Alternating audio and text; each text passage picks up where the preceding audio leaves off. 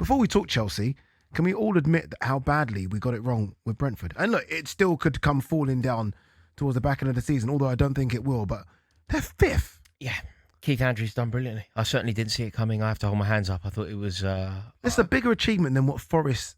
Forest at this time last season were 3rd or 4th. Yeah, because what you have to remember is they lost their 2 top goal scorers, their captain went to Arsenal, their manager went to Tottenham, and they're doing better than ever. It shows you, look, Keith Andrews deserves nothing but praise.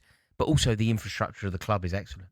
It really is. Like they've done amazingly well. And I think you could start. We're not quite there. We're not quite at the stage of the season where we can do this. But Keith Andrews' name should be mentioned around the best managers so far this season. Yeah, without a doubt. Like manager of the year. Yeah. Manager of the year has a tendency to go to whatever manager wins the league. And I don't really have a problem with that. But there is definitely room to discuss Keith Andrews in this conversation. Yeah, I do wonder, by the way, and look, this is, again, very early. I do wonder if his name will be linked to other jobs. No, not yet. Because of that. Another you year. Just mentioned 2 of his strikers going. His 2 top goal scorers have gone. His captain's gone. The man that built the club in terms of infrastructure of the last decade, gone. Yeah, but it just can't in. No, it just can't be a blip. What you have to do in these situations, there has to just be an element of consistency. I'm just saying another year. Yeah. I don't think he will be linked with bigger jobs for another year. But I think if he does this again next year, if Brentford are playing in the Europa League and then are having a very good season next season, maybe competing in the Europa League, absolutely. Okay, I'm going to ask you 2 questions. I want you to kind of split them, by the way. Not Liam Rosenior as Chelsea manager, but Liam Rosenior so far as a manager, what he's done with Chelsea in his first 2 games. Charlton, obviously expected to win. Struggled a little bit. 5-1's quite flattering, by the way, in that game. And then the Carabao Cup semi-final against Arsenal 3-2, where Garnacho played out of his skin in the second half, and I thought Esteval was fantastic. What have you made of him so far as Chelsea manager? I mean, it's very difficult to have too strong an opinion. Obviously, he's only been Chelsea manager for 180 minutes of football that we've seen. But I thought that the performance against Arsenal was actually atrocious. I thought if the performance against Arsenal, if the scoreline had been representative of the dominance, Arsenal win the game 5-0. Arsenal was so much better than us. They were so much more incisive than us. They were so much more cutting than us. We ultimately got quite lucky. We didn't offer enough. And I find it so infuriating. I think this kind of redefinition of what success means, of what a good night is. This repurposing of what we know to be the case. Like Chelsea losing to Arsenal is a disaster.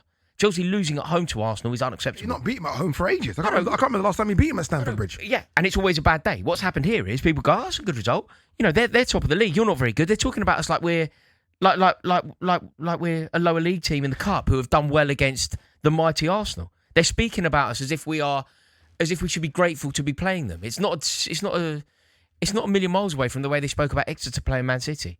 And you're like, wait, what? We've just lost to Arsenal. We've just lost to Arsenal at home in a semi-final. That is a disaster. That is a complete disaster. And the performance was atrocious. The setup was atrocious. Like this ridiculous situation where we're knocking the ball about between our centre-halves and our goalkeeper when we're desperate for a goal. That really annoyed me watching that. Like, I was watching Robert Sanchez do it, and it was tossing to Robert Sanchez, and I was like, mate, there's like 30 seconds on the ball. Get the ball up there. Some of the stupidest thing. And then Liam Rosenior spoke about it. It's like infuriating. He spoke about it and he basically said that he'd asked him to do. We have to be a little bit kind to Robert Sanchez and cut him a bit of slack because I was asking him to do something that he's never been asked to do before. Right? Why are you asking him to do that in a cup semi-final against Arsenal then, mate? Why are you asking him to do something like whatever you think of Robert Sanchez as a goalkeeper overall, he has been one of Chelsea's better players this season. I don't really like him as Chelsea goalkeeper. I don't really rate him that highly, but you cannot deny that this season he's been a very good player for us. Mm. You've asked him to do something different and it's all gone wrong for him. So who's at fault here? Yeah, that's on Liam Rosenior. On that, this is what Rosenior had to say. Obviously, Sanchez made a couple of mistakes against Arsenal. This is what Rosenior had to say about whether or not he will retain his place. It's the same for every position. I'm here to assess every position. I don't have number ones or number twos. That's not how I work. If you look at me at every club, there has to be competition. I work on performance, not just in the goalkeeping department, but in every position on the pitch. And you have to earn your spot in this team. You seemed almost upset just because of that. It's only 17 seconds of him talking about the goalkeeper. Is he not right? He's got number ones and number twos. He's competition. The way that he speaks about football, the way that he tries to convince us that he is a football manager. It feels to me like convince us. He is a football manager. He's managed football clubs for about 6 seasons now. The way that he speaks in that position is the way that somebody would speak if they were doing an impression of a football manager. That's how it feels to me. But he's a football manager. Yeah, he's a football manager, but he's like trying to pretend that he is the man that he isn't. Like he's trying to do echoes of Jose Mourinho. He said that he's not arrogant, he's just very good at what he does, is what he said. I'm not arrogant, I'm just very good at what I do. What are you basing that on? Well, based on what? I don't think you're very good at what you do. I've seen you concede 3 goals at home to Arsenal and call it a good night at the office. So it almost sounds as though you're not going to give him a chance. It's not about me giving him a chance. Like you're not going to give him a chance. Have we not made the mistake with managers coming in? Again, me and you were saying the same thing about Keith Andrews, and we're almost laughing at him.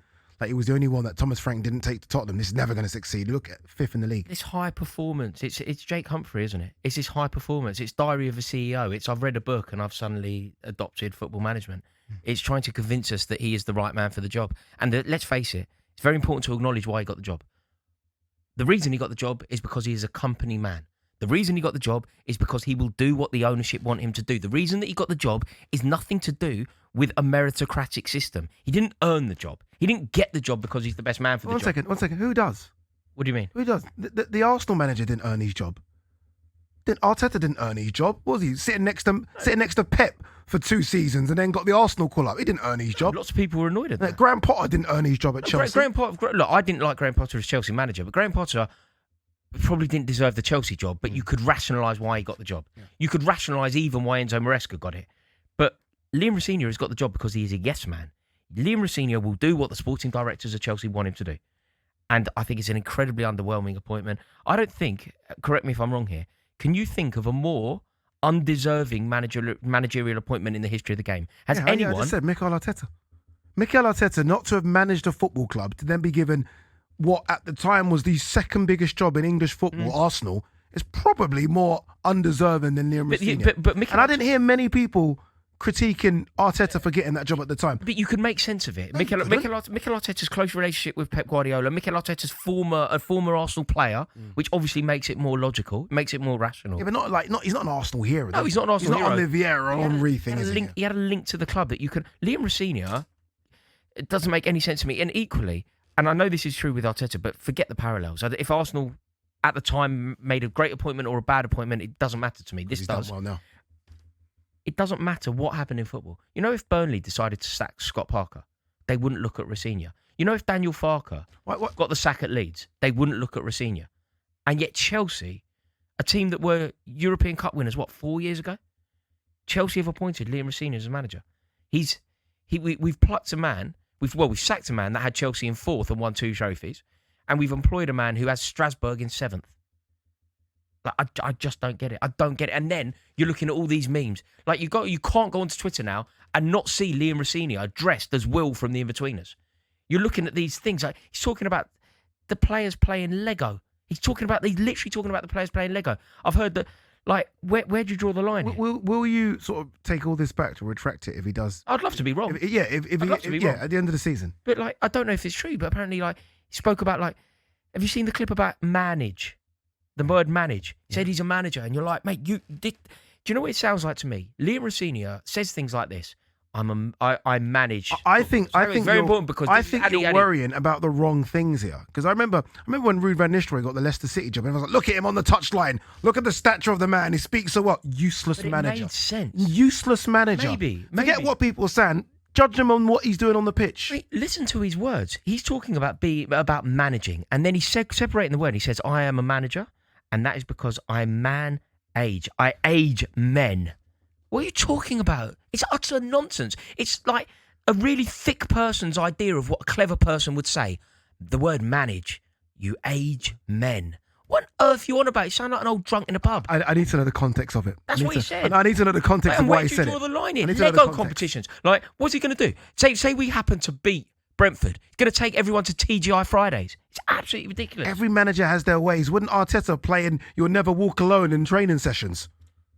Yeah. Every manager does what they do. But I thought that was ridiculous. So did I, actually, yeah. I thought that was ridiculous. Fair. I'm trying to defend him a little bit. All right, go on. Chelsea versus Brentford. Score prediction. You've not won at Stamford Bridge in the Premier League since Everton. No, December 13th. Brentford have a very good record at Stamford Bridge as well, and they've already drawn with us this season.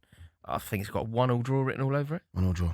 Another draw at Stamford Bridge. All right, Chelsea fans, look, what have you made of Rory's comments? I'd love to hear what Chelsea fans think of the appointment, and not just Liam Rosenior, but what Rory thinks of Liam Rosenior as well. Again, Strasbourg 7th, and he's now got one of the top jobs in the Premier League. Does he deserve it? It is early days, though, for him so far. A win and a defeat. Win at Charlton and a defeat at home to Arsenal.